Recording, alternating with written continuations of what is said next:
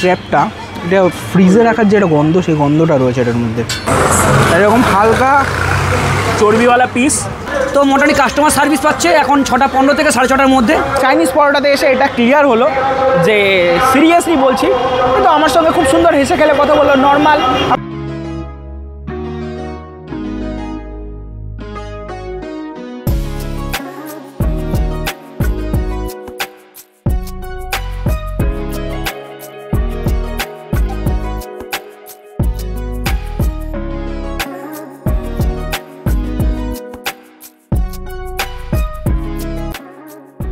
আজকে যে জায়গাটায় ঢু মারবো তার অলিতে গলিতে লুকিয়ে আছে বিভিন্ন ধরনের খাবারের গন্ধ। যেমন ধরো এখানের বিরিয়ানি যতটা ফেমাস, এখানকার পরোটা, এখানকার রোল, এখানের আনাচে কানাচে চপ কাটলেট সমস্ত কিছু ফেমাস।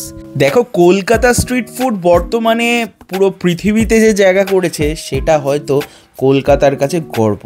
আর কলকাতা সবার কাছে যখন গর্ব হয়ে দাঁড়িয়েছে, তাহলে সেই স্ট্রিট ফুডকে কভার করা তো আমাদের একটা নৈতিক কর্তব্যের মধ্যে পড়ে, কি বলো?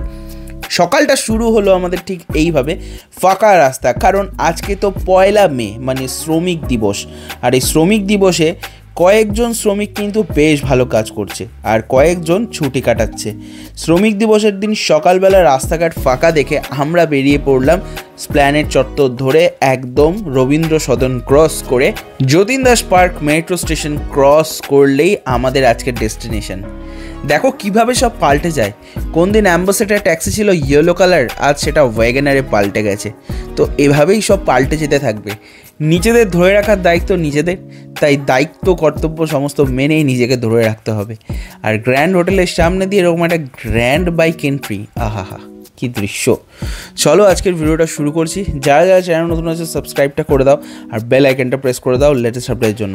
আর আজকে আমাদের the first destination is none other than breakfast করার আজকে ফার্স্ট ডেস্টিনেশন আমাদের চাইনিজ পরোটা ছিল, যেটা একদম যতীন দাস পার্ক মেট্রো স্টেশনের সামনেই। But we are getting late, আর আমাদের লেট হয়েও গেছে।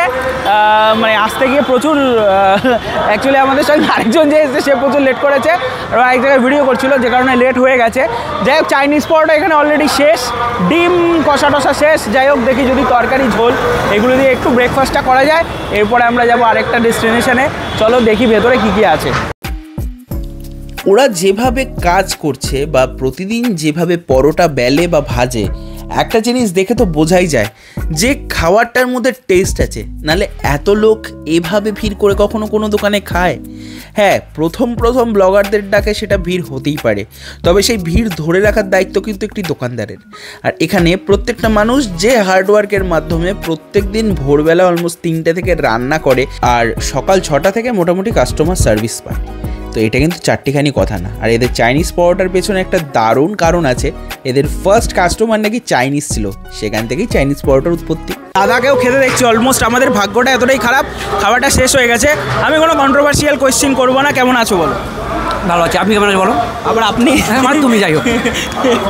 আমি কিন্তু অনেক দিন আগে এসে ভিডিও করে গেছি, তখন এতটা ভাইরাল হয়নি। বাট এখন তুমি খুবই পপুলার।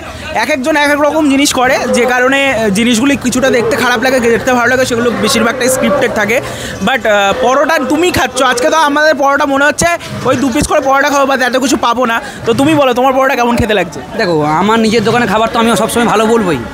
ব্যাপারটা হলে আমার কাস্টমার কী বলছে তার উপর প্রাধান্য করি আমি। তো এখন 12:30 পৌনে 1 বাজে, অলরেডি আমার খাবার শেষ হয়ে গেছে। তার মানে কাস্টমার মানে জনগণ আমাকে এতটা ভালোবাসে কি আমার খাবারকে ভালোবাসে।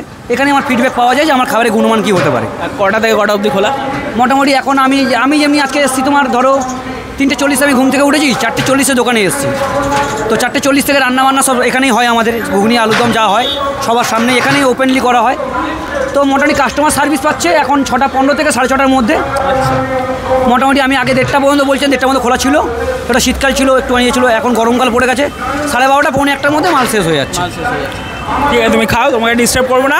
চলো আমরা দেখি যদি 2টো পরোটা পাই, সেই 2টো পরোটা একটু খেয়ে, কারণ অনেক দূর থেকে এসেছি চাইনিজ পরোটা খাওয়া বলে, যদি একটাও পরোটা না পাই এটা খারাপ লাগবে।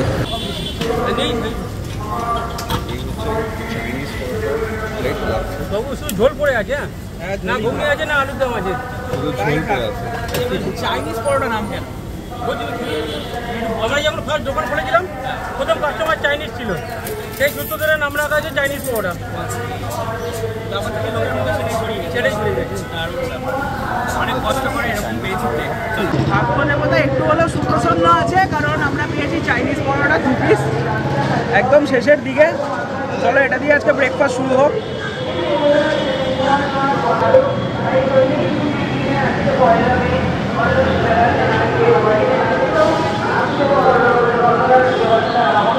বার্গারের মতো ধনে পাতার একটা সুন্দর ফ্লেভার রয়েছে।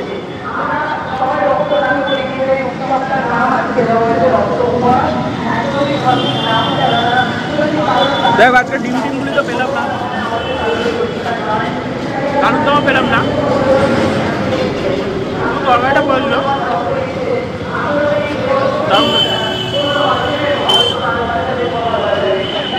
আর পরোটাটা বেশ একটু মিষ্টি মিষ্টি মায়মের জন্য আমার বেশ ভালো লেগেছে। তরকারিটা খুব সুন্দর হয়েছে।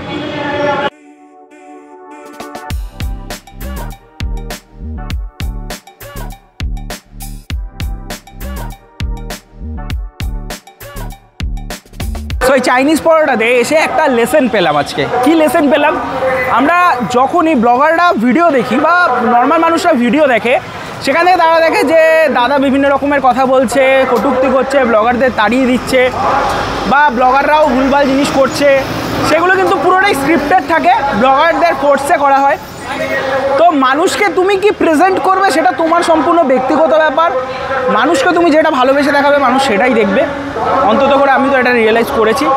আর আজকে চাইনিজ পরোটাতে এসে এটা ক্লিয়ার হলো যে সিরিয়াসলি বলছি, কিন্তু আমার সঙ্গে খুব সুন্দর হেসে খেলে কথা বললো, নর্মাল আমরা গল্প করলাম। আমি আগেও সে ভিডিও করে গেছিলাম, যখন ভাইরাল হয়নি অতটা, তখন আমি আর সৌরদীপ এসে ভিডিও করে গেছি। তো মানুষের পার্সপেক্টিভ কীভাবে সে দেখবে সেটাই হচ্ছে ব্যাপার, কীভাবে সে দেখাবে সেটাই হচ্ছে ব্যাপার। এখান থেকে আমরা একটা খুব ফেমাস বিরিয়ানির দোকানে যাব, যেটা প্রায় আমি অলমোস্ট 1.5 বছর আগে গেছিলাম। আমাদের নতুন স্কাইওয়াক কালীঘাটের কেমন লাগছে বলো? তারপরে আমরা স্কাইওয়াক দেখতে দেখতে একটু এগিয়ে গেলাম। ছোটোবেলায় মায়ের হাত ধরে যতবার গড়িয়াহাট এসেছি ততবার কিন্তু রোল খেয়েছি। আজ বেদুইনের রোল বিশাল ফেমাস, কারণ তাদের বিভিন্ন ধরনের রোলের ভেরিয়েশন যে এনেছে তারা। ক্র্যাব রোল থেকে শুরু করে নানান রকম স্টাইলের রোল, ইলিশ মাছের রোলও নাকি এখানে পাওয়া যায়। তবে আজকে আমরা এখানে ট্রাই করব ক্র্যাব টিকিয়া রোল, যেটার দাম মাত্র 50 টাকা, আর সেটা খাওয়ার জন্য প্রচুর লোকের ভিড় আর সমাগম হয়। শুধুমাত্র এখানে ক্র্যাব রোল না, এখানকার mutton role, chicken roll, egg roll এগুলো খাওয়ার জন্য মোটামুটি 15 থেকে 20 মিনিট তো ওয়েটিং লিস্ট থাকেই। তারপরে আরও বাড়লে আরও। গড়িয়াহাট চত্বরের one of the best destination for roll, yes the Bedouin. বেদুইনের আজকে আমরা ট্রাই করব ক্র্যাব রোল। রোলের কাউন্টারটা ছোট্ট হলেও ভেতরে একটা ছোট রেস্টুরেন্টও আছে ওদের, সেখানে বসার জায়গাও আছে। সেখান থেকেও পরোটা মাঝে মাঝে ভেজে ভেজে চলে আসে, আর এইভাবে একের পর এক রোল বানিয়ে সার্ভ করে যাচ্ছে দাদা। আর এখানে খাওয়ার জন্য যে লোকের ক্রেভিংস হয় সেই লোক একমাত্র খাবারের টেস্ট সম্পর্কে বোঝে বলেই আমার বোধগম্য। চলো আজকের এই রোলের ডেস্টিনেশনটা একটু এক্সপ্লোর করা যাক আমাদের নতুন স্টাইলে।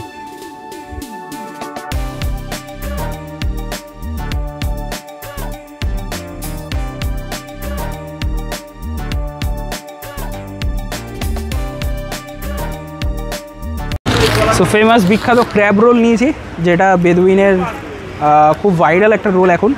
ক্র্যাব রোল আমি কোনোদিনও খাইনি, ফার্স্ট টাইম খাবো।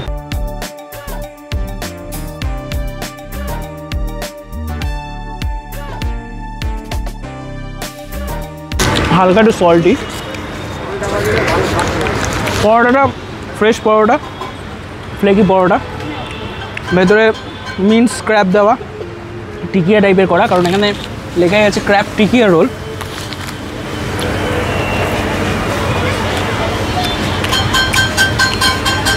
ওকে ওকে, বাট বেদুইনের রোল কিন্তু খুব ফেমাস। এখানকার রোল সত্যিই খুব ফেমাস, প্রচুর লোক ডেলি খায়। মাটন রোল, চিকেন রোল এগুলো তো খাই। এই যে ক্র্যাবটা, এটা ফ্রিজে রাখার যে একটা গন্ধ, সেই গন্ধটা রয়েছে এটার মধ্যে।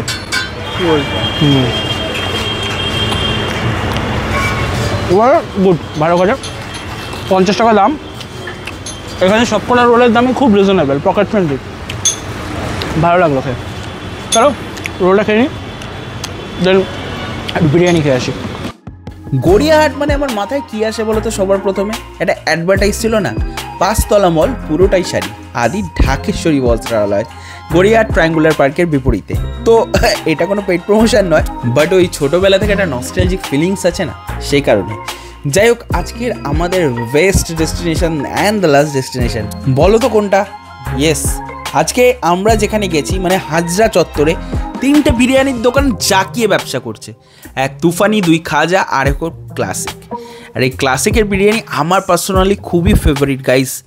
120 রুপিস টু 220 রুপিস, মানে বিষয়টা 120 টাকা। এখানে হাফ প্লেট চিকেন বিরিয়ানি নাও কিংবা মাটন বিরিয়ানি নাও, সবটাই পেয়ে যাবে। আর ফুল প্লেট 220 টাকায় ফুল প্লেট মাটন বিরিয়ানি, মানে 2 পিস মাটন আর ডিম দিয়ে বিরিয়ানি, বা 2 পিস চিকেন আর ডিম দিয়ে বিরিয়ানি, সেটাও পেয়ে যাবে। এবার মাটন আর চিকেনের দাম কেন সেম?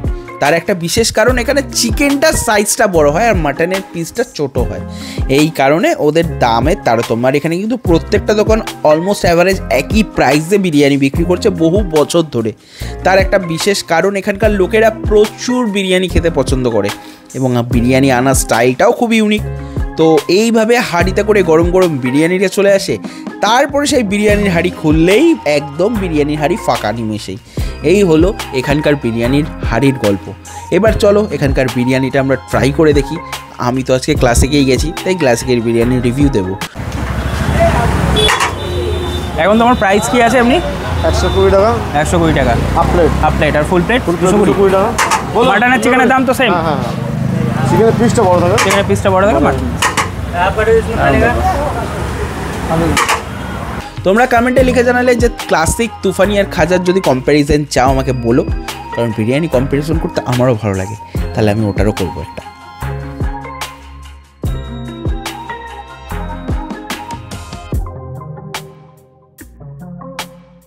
ওকে, আমাদের আজকে থার্ড ডেস্টিনেশন হচ্ছে আমাদের ক্লাসিক ফাস্টফুড সেন্টার। দেখো, হাজরার মোড়ে বহু দোকান আছে আমরা জানি, যেগুলো তুফানি, খাজা, ক্লাসিক 3টে রয়েছে। প্রত্যেকটারই কিন্তু অলমোস্ট প্রাইস এদিক ওদিক সেম। আর তার থেকেও বড়ো কথা, সবথেকে অবাককর জিনিস যেটা, 3টে দোকানেরই কিন্তু মাটন আর চিকেন বিরিয়ানির প্রাইস একদম সেম। এটা হচ্ছে সবথেকে বড়ো কথা। আমরা মাটন হাফ প্লেট নিয়েছি 120 রুপিস প্রাইস। এই রয়েছে মাটন, হ্যাঁ রাখো আমি করে নিচ্ছি। এই রয়েছে মাটন, দেখো প্রাইস। মাটনের কোয়ালিটি কিন্তু এখানে নো ডাউট কোনো কম্প্রোমাইজ করা হয় না, সফট তুলতুলে মাটন। চামচ দিয়েছে ঠিকই, বাট আমরা হাত দিয়ে রাইসটা খাবো। চলো।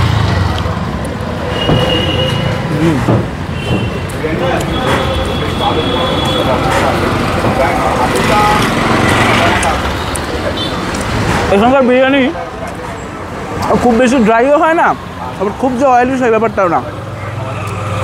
যদি তোমরা রাইস মিক্স করে নাও সেক্ষেত্রে কোনো সমস্যা হবে না, খেতে খুবই ফ্লেভারফুল। গোলাপ জল, কাবড়া জলের গন্ধ একদমই কম থাকে। এখানে আলুটা দেখো, একদম ফ্রেশ হাঁড়ি থেকে আমরা পেয়েছি বিরিয়ানি। এরকম হালকা চর্বিওয়ালা পিস, তার সঙ্গে এরকম রেওয়াজি রয়েছে আর মাটন রয়েছে। আলু দিয়ে একটু রাইসটা ট্রাই করে দেখি।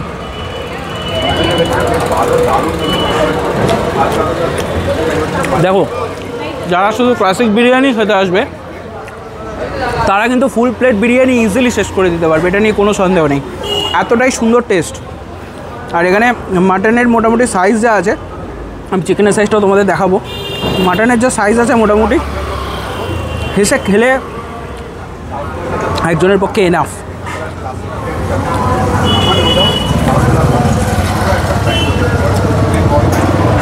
হাজরা চত্বরে তোমাদের ফেভারিট বিরিয়ানি কোনটা আমাকে অবশ্যই কমেন্টে লিখে জানাও। অনেকেরই তুফানি ফেভারিট, অনেকের খাজা ফেভারিট, আমার ক্লাসিক ফেভারিট। ক্লাসিক কাদের কাদের ভালো লাগে সেটাও আমাকে কমেন্টে লিখে জানিও। চলো আমরা রাইসটা কমপ্লিট করে খাওয়া।